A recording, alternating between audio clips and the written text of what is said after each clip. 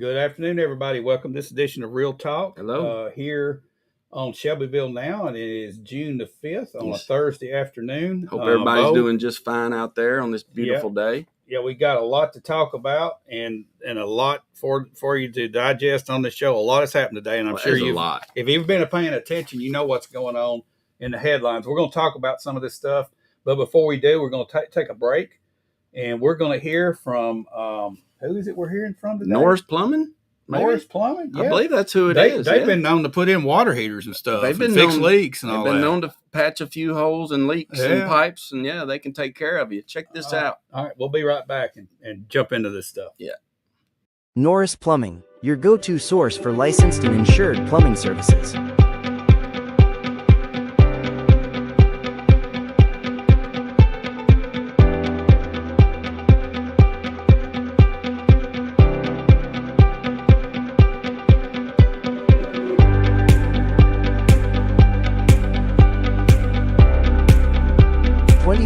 Emergency services when you need it. Norris Plumbing. Call us at 931-703-5915. Anyways.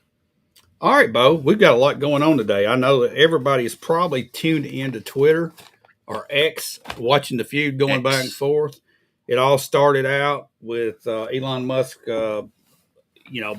actually being disrespected a little bit because his Doge stuff kind of got pushed to the side by Congress on this big, beautiful bill. We've already talked about that. And he came out and he was talking about how that Congress is going to spend us into further debt and going to bankrupt the company and all that. We know all that. Yeah. All right. Well, today Trump came out and made a comment. Yep. And he basically said, I don't know if Elon and us will be friends again. And Elon came out.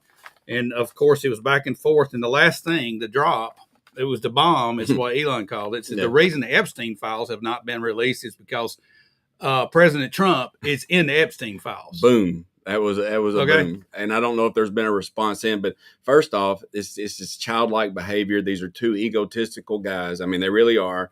I like them both. They're very smart individuals. They got great ideas of stuff. But, I mean, this is just two mega egos at it with each other for the world to see. It's kind of ridiculous that that's our president of the United States doing that. But we know who we voted for. This is who Donald Trump is. I mean, we know that. So, anyway, on that. Okay, now let's go to the Epstein list.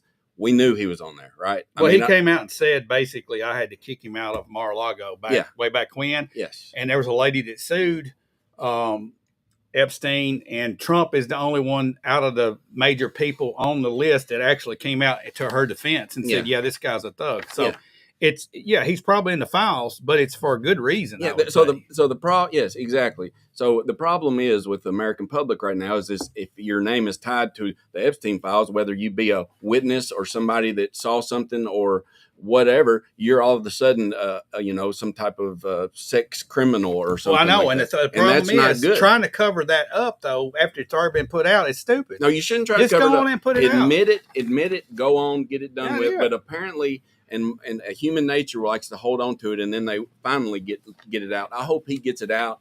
Trump likes a lot of Trump. Trump likes Trump a lot, right? I mean, he's for Trump, but he loves the American people too. But on this one, let's just get it out of the way and go back to making decisions that we need. Hey, time is limited right now. I mean, we've got a majority in the House and in the Senate together. We've got all what we've said we wanted for years and years and years.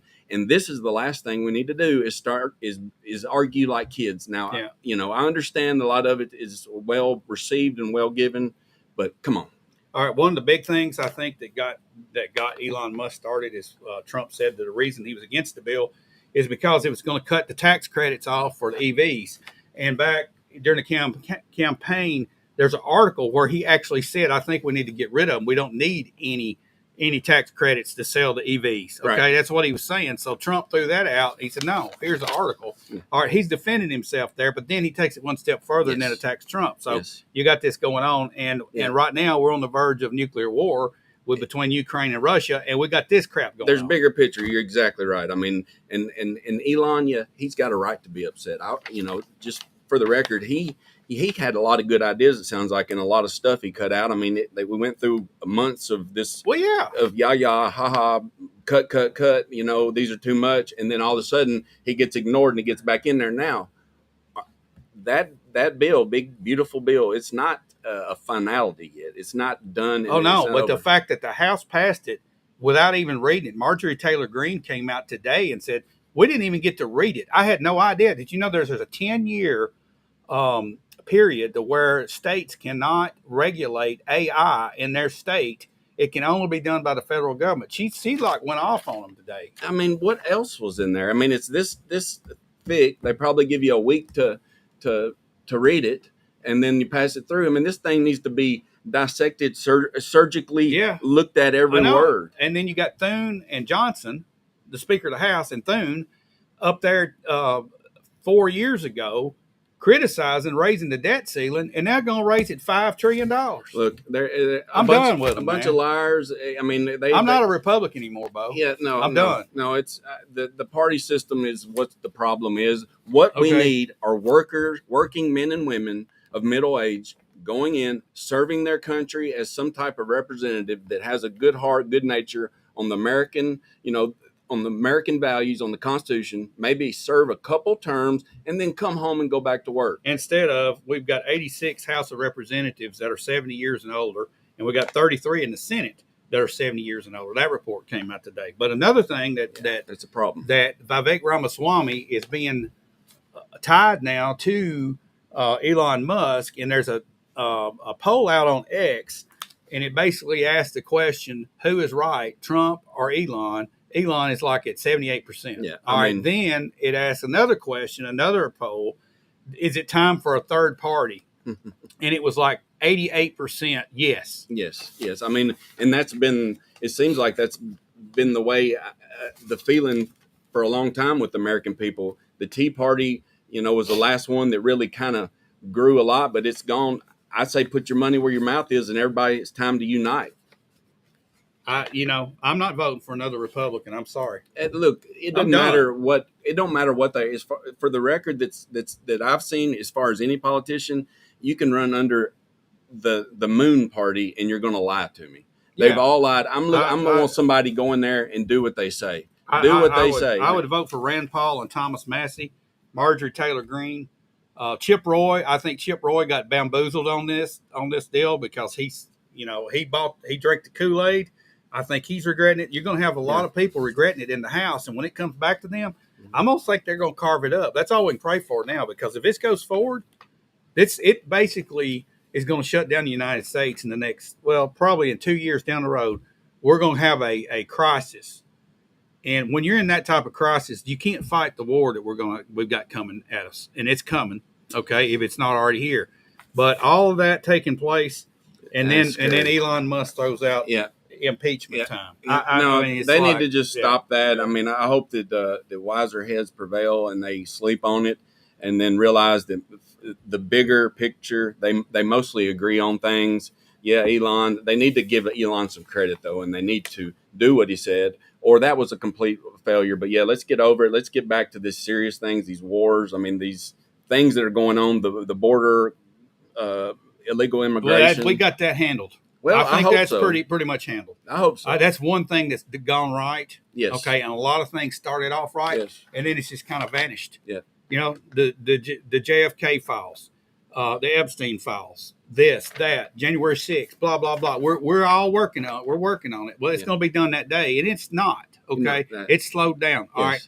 Let's talk about tariffs. I've got a clip from Senator John Kennedy. He's one of my favorites. Yes. He's a hoot. I love listening to him. Yeah, he's one of my favorites. But he's drilling on this Howard Lutnick, Secretary of Commerce, talking about the reciprocating tariffs that Trump threw out and said this is what we're going for, is a reciprocating tariff. Now, reciprocating means you give me $1, I give you $1. Mm-hmm. If I cut you a deal at 10%, you're cutting me a deal at 10%. Mm-hmm. That's what reciprocating means. That means that's like having a driver's license in the state of Tennessee, and the state of Kentucky has honored it. It's a swap out. That's okay, even swap. Yeah. All right, I want you to listen to this. I'm going to share it here on the screen, everybody, and I want you to listen to what John Kennedy asked Howard Lutnick. Okay, which also has Epstein ties. He's in the Epstein files. He actually did real estate deals with him, but we won't talk about that. Yeah. But if you'll hold on just for a second here, I'm going to get this clip up. It's very interesting the way he answers John Kennedy. Give me just a second here.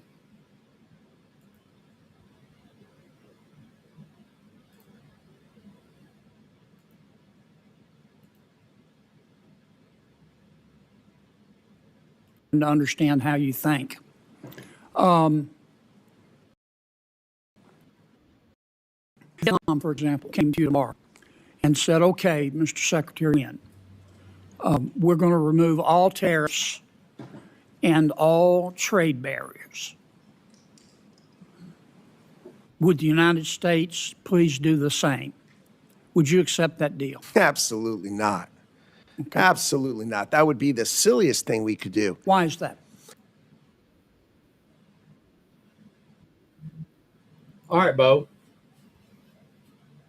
What do you think about that? Why? So there's definitely an opposition there. I mean, well, he's the one in charge of it. He's the Secretary of Commerce. So why would he be? Why would he be against that? That's what they said they were going to do. I don't understand the thinking there. It's all right. You go on and listen to the rest of this clip, and he says, "Well, we buy so much more from them than they do us. We got to level that playing field. We don't make anything they need. No, we okay. Don't. They make a lot of stuff we need." And he was saying, "Well, they buy it from China, and then they turn around and sell it to us. Well, that's our problem. We should have bought it from China direct. It's a one-sided affair. I mean, but this reciprocating tariff is a joke." Now, speaking of tariffs, the China deal was supposedly done today. That's what what hearing. Is it? Okay, Trump came out and said it. They don't have the deal done yet. It's close, I think. I looked for any type of details, and there's nothing. No details on it. We'll probably hear more down the road, but everybody kind of breathed a sigh of relief because the China deal, that's what everything was headed toward. But I'm going to tell you something. The steel tariffs that went into effect yesterday are wreaking havoc, Bo. They have to be. Now, I talked to a local steel company, won't mention any names, and they're getting steel from the United States. It's a recycled steel. But he told me that there is some delay, and there's a lead time getting it now versus before because a lot of people are rushing to that to try to save that tariff money. But stuff coming out of Canada, out of Mexico, I just priced some stuff coming from Pakistan. 50% tariff on top of it now. On everything coming out of steel or aluminum. Even just coming into the United States. Anywhere, steel or aluminum, it's going to be a hit for 50%. And what is the reasoning? Because we'll get our steel mills going back. All right. In the meantime, we're going to just destroy the economy. That's right. But isn't that what we kind of expected if we want to build up? I mean, is for a long-term plan, isn't this the kind of the recipe? You can't do a 50% tariff today. Should they take 10 years to get it going? Should they maybe met in the middle, 25? I mean, it seems like they're putting a big Here's burden. What they should do, in my opinion. This is just me. If I was going to try to get the industry going back, first of all, we got to have a workforce. We can't have 35-year-old men living in the basement of their parents' house trying to draw welfare and get food stamps and all this stuff when they're able-bodied, okay? All right. I agree. I think so they got to get up off their butt and go get some training. But I think something would be said if there was a new steel facility built somewhere. I think that would generate a lot of excitement. Couldn't get nobody to work. I think that somehow you could generate excitement. Yeah, you could, but you can't get nobody to work. Well, that's the problem, and you're gonna have to take some time to do it. You got to. So as a business, it's gonna take a long time. So I know. And in the meantime, as a business owner, I got to make money the day I open that door. Okay, I can't wait 10 years to make money. All right, so you got to give me an incentive. Okay, what is that incentive? You give me some tax breaks. That's where your tax cuts need to come in right there. And do you think that they will? I mean, they seem like they have to. They're putting way too much burden, and we depend on this. We depend on imported steel right now. I mean, I'm sure that we maybe make a little bit here, but it's mostly recycled and things like that. There's some stuff done here, but not what we need. Yeah, not the amount we need. So that's the problem. There's because the steel got priced outside of the United States to the point where we can import it pay the shipping and freight on getting it here a whole lot cheaper than we can produce it here. You know why? Why? Regulations? Think about that and the labor cost. Well, let me ask you this. When was the last steel mill, like Philadelphia, you think of as steel mill? Pittsburgh. I'm sorry. Pittsburgh is Steel City. Okay. You know, why did we lose sight, and when did this happen? When did they go out? I think it goes down to the union contracts.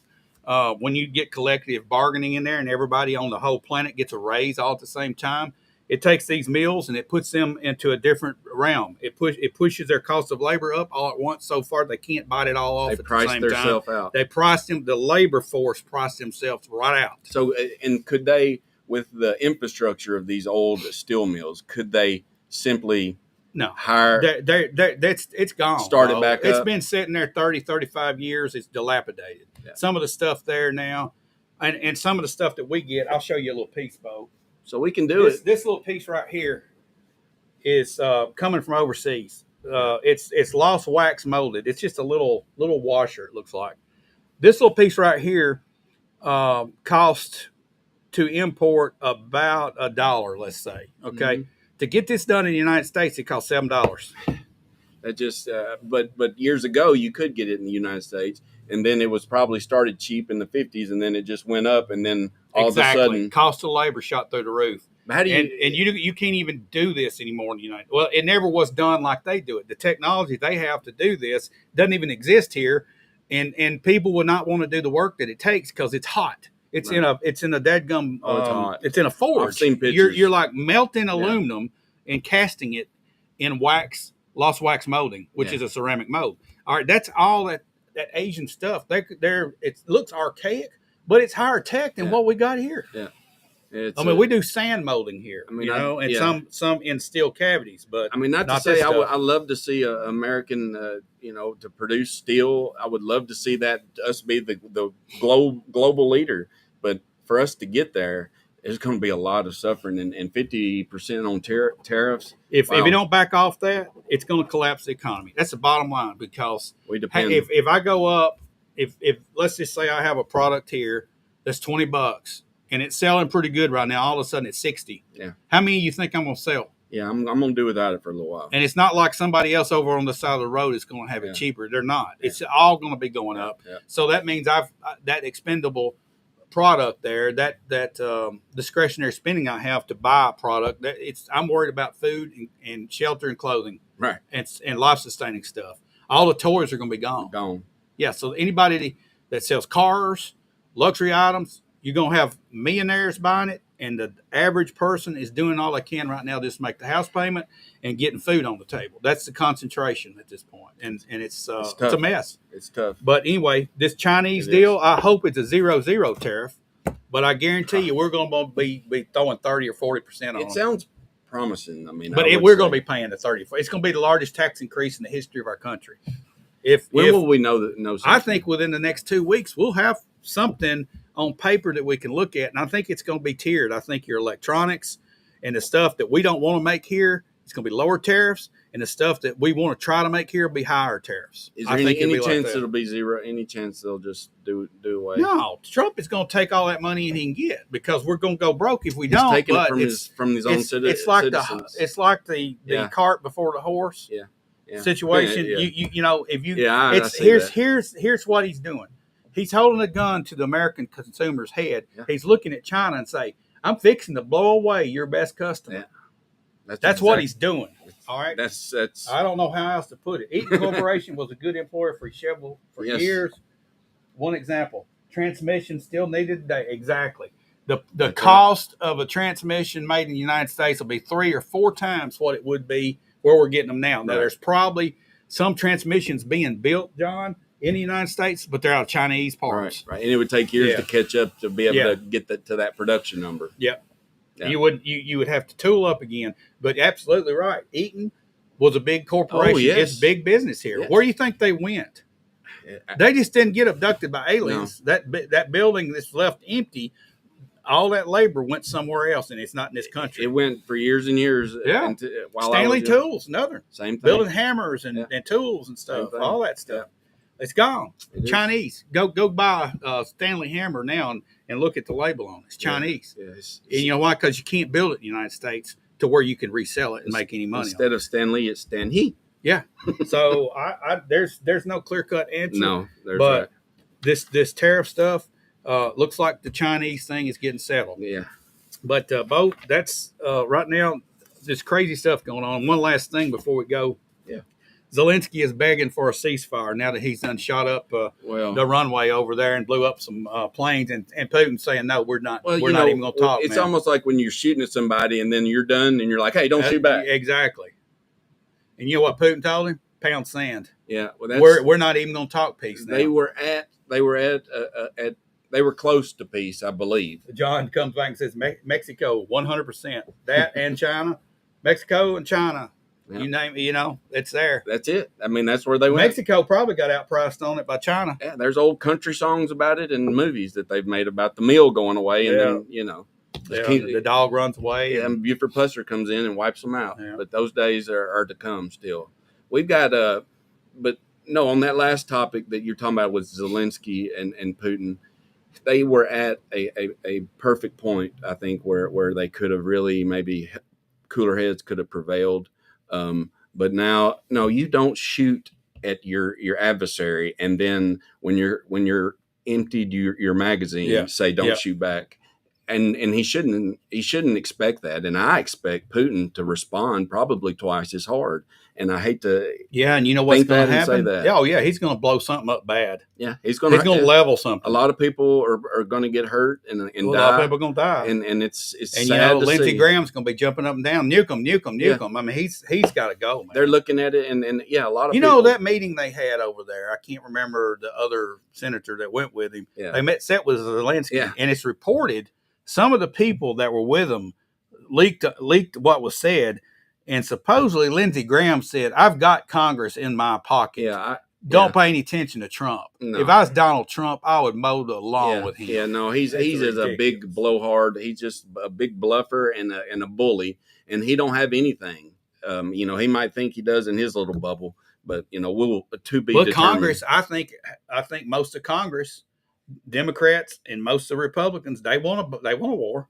They're making a killing. It's the mafia in Washington D.C. Yeah, that's it. It's what it is. They're getting all their kickbacks from the industrial complex. Yeah. That war machine, the military industrial complex. There you go. It exists. Yes. And I remember there back during the Kennedy time back in the 60s, 61, early 60s. Yeah, when Kennedy was coming in and they were talking about there was some people around him that basically labeled it. It's the military-industrial complex now.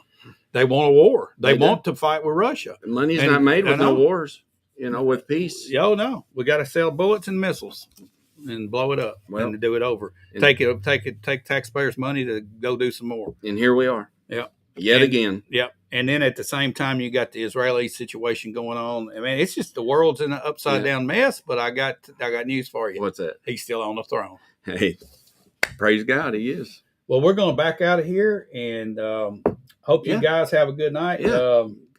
Glad everybody joined us. Benji sums it up. He's talking about Lindsey Graham. I know he needs to be charged with treason. He absolutely does. They should have met him at the airport and arrested him. I think that falls under the definition. And what was that other Blumenthal? That was the other one. Yes. He needs to go too. They need to be in the same cell, Benji. That's exactly what it is. But we're going to get out of here.